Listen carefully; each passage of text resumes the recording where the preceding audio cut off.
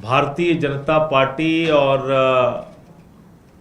नरेंद्र मोदी जी की पुलिस, उनकी ईडी, उनकी सीबीआई, उनकी जांच एजेंसियां,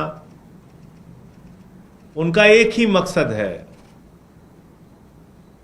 जहां कहीं भी आम आदमी पार्टी दिखे, जहां कहीं भी आम आदमी पार्टी की लोकप्रियता हो, जहां कहीं भी आम आदमी पार्टी का जनाधार बढ़े, तुरंत उनका गला दबा दो, तुरंत उस पार्टी को खत्म करने की योजना में जुट जाओ। आप सब लोग जानते हैं, जम्मू कश्मीर में आम आदमी पार्टी के विधायक महराज मलिक, जो कि अपने क्षेत्र में अस्पताल की मांग कर रहे थे, उसको लेकर लड़ाई लड़ रहे थे, उसको केंद्र सरकार के अधीन आने वाली पुलिस ने, क्योंकि आज जो पुलिस है वो जम्मू कश्मीर के राज्य सरकार के पास नहीं है। आज जो जम्मू कश्मीर की पुलिस है वो नरेंद्र मोदी और भारतीय जनता पार्टी के इशारे पर काम करती है। बीजेपी वाले जो चाहते हैं पुलिस वो करती है, बीजेपी वाले जो निर्देश देते हैं पुलिस वो करती है। तो भारतीय जनता पार्टी के निर्देश पर एक ऐसा विधायक जो जनता के सवालों पर लड़ता है, जनता के सवालों पर, जनता की मांगों पे अस्पताल का मुद्दा उठाता है, उसको गिरफ्तार किया गया। और बीजेपी की पुलिस ने सिर्फ गिरफ्तार नहीं किया, जो धारा आतंकवादियों के खिलाफ लगती है वो धारा महराज मलिक के खिलाफ लगाई गई। पीएसए, पब्लिक सेफ्टी एक्ट, यानी कि जनता के द्वारा चुना गया जनप्रतिनिधि जनता की सुरक्षा के लिए खतरा हो गया है। ऐसी धारा जिसमें जमानत पाना मुश्किल है, वो धारा लगा दी, पीएसए एक्ट लगा दिया। मैं मोदी जी से और भारतीय जनता पार्टी के लोगों से पूछना चाहता हूं, कितनी नफरत भरी हुई है तुम्हारे मन में? कोई अपने क्षेत्र में अस्पताल की मांग नहीं कर सकता, स्कूल की मांग नहीं कर सकता, कोई अपनी आवाज नहीं उठा सकता, और आवाज उठाएगा तो आप उसको उठा के जेल में डाल देंगे। चलो जेल में डाल दिया, जेल में भी डालेंगे तो ऐसी धारा में डालेंगे जो आतंकवादियों पे लग जाए। और आज इसी बात को लेके पूरे जम्मू कश्मीर में 20 जिलों के अंदर आम आदमी पार्टी का जोरदार प्रदर्शन, आंदोलन चल रहा है। पार्टी के राष्ट्रीय संयोजक अरविंद केजरीवाल जी ने भी इस घटना पे अपनी कड़ी प्रतिक्रिया दी कल, और तमाम जो एक्टिविस्ट हैं, जो तमाम लोग हैं, वहां के एमएलएज हैं, उन सब लोगों ने इस कार्रवाई को लोकतंत्र विरोधी बताया। और हैरान करने वाली बात यह है कि जो चुनी हुई असेंबली है, हंसी आएगी आपको, जो निर्वाचित विधानसभा है वहां की, उसके स्पीकर महोदय कह रहे हैं हमसे तो कोई परमिशन ही नहीं ली गई। तो भैया, जम्मू कश्मीर में कोई सरकार है भी कि नहीं है? कोई विधानसभा है भी कि नहीं है? एक विधायक को गिरफ्तार करने के पहले आप स्पीकर की परमिशन लेते हैं, पीएसए का एक्ट आपने लगा दिया। हिंदुस्तान के इतिहास में, जम्मू कश्मीर के इतिहास में पब्लिक सेफ्टी एक्ट, पीएसए का कानून किसी भी विधायक के खिलाफ आज तक इस्तेमाल नहीं किया गया। किसी भी चुने हुए जनप्रतिनिधि के खिलाफ आज तक पीएसए का इस्तेमाल नहीं किया गया। महराज मलिक, उन आज तक जितने भी लोग जम्मू कश्मीर में चुने गए उन सबसे ज्यादा खतरनाक बन गया।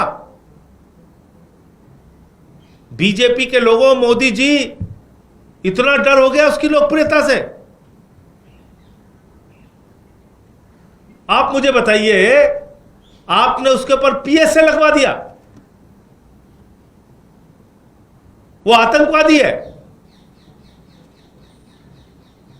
तो इसलिए आम आदमी पार्टी ने आज पूरे कश्मीर के अंदर, जम्मू कश्मीर के अंदर आंदोलन किया है। आगे भी इसकी लड़ाई हम लोग सड़क से लेकर सदन तक, और सदन से लेकर जरूरत पड़ी तो सुप्रीम कोर्ट तक इस लड़ाई को लड़ने का काम करेंगे। ये कार्रवाई लोकतंत्र विरोधी है। भारतीय जनता पार्टी की पुलिस, मोदी जी की पुलिस की एक घटिया साजिश का हिस्सा है, और ये बीजेपी की घटिया राजनीति का उदाहरण है। आम आदमी पार्टी को जितना खत्म करने का प्रयास करोगे, आम आदमी पार्टी कश्मीर से लेकर कन्याकुमारी तक और मजबूती के साथ और तेजी के साथ बढ़ेगी। उसको आप रोक नहीं सकते। मुझे इतनी बात कहनी थी। आपका कोई प्रश्न हो तो आप पूछ सकते हैं। तो क्या सुप्रीम कोर्ट जाएंगे इसके खिलाफ, कह रहे हैं? अब वो हमारे जो वकील साहिबान हैं या पार्टी के जो राष्ट्रीय संयोजक हैं अरविंद केजरीवाल जी, हम सब लोग बैठ के इस पे बातचीत करके तय करेंगे कि आगे इस पे क्या कानूनी कार्रवाई हम लोग अपनी तरफ से कर सकते हैं। तो क्या नोटिफिकेशन जाएगा कश्मीर आम आदमी पार्टी की तरफ से? उसके बारे में भी अभी अरविंद जी से मैं मिलने जा रहा हूं और तब निर्णय लेके आपको बताऊंगा। प्रधानमंत्री पंजाब के दौरे पर हैं। देखिए, प्रधानमंत्री जी अगर पंजाब के दौरे पर हैं तो सिर्फ फोटो खिंचवाने के लिए ना जाएं। पंजाब का एक बड़ा क्षेत्र पानी में डूबा हुआ है, बाढ़ से ग्रसित है। लोगों के पशुओं का नुकसान हुआ है, दुकान का नुकसान हुआ है, मकान का नुकसान हुआ है, हजारों एकड़ फसल बर्बाद हो गई है। आम आदमी पार्टी के राष्ट्रीय संयोजक अरविंद केजरीवाल जी के आह्वान पर हमारे कार्यकर्ता जमीन पे काम कर रहे हैं, पंजाब सरकार काम कर रही है। मुख्यमंत्री जी हॉस्पिटल में रह के भी वर्चुअल मीटिंग कैबिनेट की करके पंजाब के हित में निर्णय ले रहे हैं। विधायक, मंत्री, सांसद सब अपने अपने इलाके में काम कर रहे हैं, जनता के बीच में है। पंजाब के लोग जनता की सेवा में लगे हुए हैं। और कल एक ऐतिहासिक निर्णय मेरे ख्याल से हिंदुस्तान में किसी सरकार ने इससे पहले नहीं लिया होगा।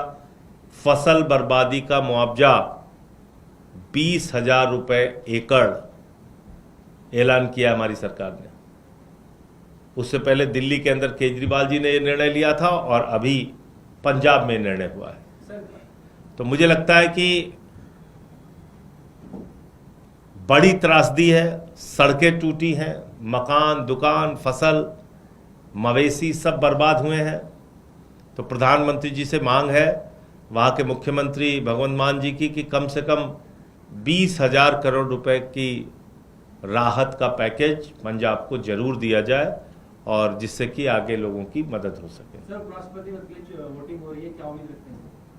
अब देखिए, वो तो शाम को पता चल जाएगा। अभी हम लोग वोट डाल के आए हैं। आम आदमी पार्टी ने पहले ही निर्णय लिया था, हमारे राष्ट्रीय संयोजक जी ने, कि हम विपक्ष के उम्मीदवार सुदर्शन रेड्डी जी का समर्थन करेंगे, और हमने अपना वोट विपक्ष के उम्मीदवार को किया। सर, पंजाब बाढ़ को लेकर आम आदमी पार्टी ये कहती है कि जो राज्य का बकाया 60,000 करोड़ उसको रिलीज करें, ये 20,000 जीएसटी, हाँ ठीक आप कह रहे हैं, जीएसटी और रूरल डेवलपमेंट फंड, ये दोनों धनराशि मिला के 60,000 करोड़ रुपए है, वो अलग है। जो बाढ़ के लिए हम मांग रहे हैं, बाढ़ में राहत के लिए जो हम मांग रहे हैं, वो 20,000 करोड़ रुपए की राशि है, जिसकी मांग हम लोग केंद्र सरकार से कर रहे हैं। तो ये दो हिस्से में है ये बातचीत, तो इसलिए उसमें कन्फ्यूजन नहीं होना चाहिए। बाढ़ राहत का अलग पैकेज है, और जो बकाया है पंजाब का, वो तो हक है, वो तो मिलना चाहिए। जी, मेराज मलिक को लेकर बीजेपी कह रही है कि उन्होंने डीसी को लेकर गलत भाषा का इस्तेमाल किया और कई तरह के बीजेपी ही तो अपराधी है। आप सोचिए, बीजेपी जो अपराधी है, मोदी की जो पार्टी है जो चाहती है पूरे देश में आम आदमी पार्टी खत्म हो जाए, तो आपको लगता है कि वो हमारे पक्ष में बोलेंगे? भाजपाइयों का तो मकसद जीवन का एक ही है, पूरे देश में आम आदमी पार्टी को बर्बाद करो। उसी काम में लगे हुए हैं, तो करो, हम भी लड़ रहे हैं आपसे। पड़ोसी नेपाल में भी स्थिति काफी भयावह है, वहाँ के प्रधानमंत्री ने थोड़ी देर पहले इस्तीफा दे दिया है, कैसे देखते हैं आप? क्योंकि देखिए, ये सब चीज इसी ओर संकेत करता है कि भाई लोकतंत्र के अंदर अगर आप जनता के अधिकारों को छीनेंगे तो उस पर फिर विद्रोह होता है। तो इसलिए नेपाल से हमारे देश के आकाओं को भी सबक लेना चाहिए।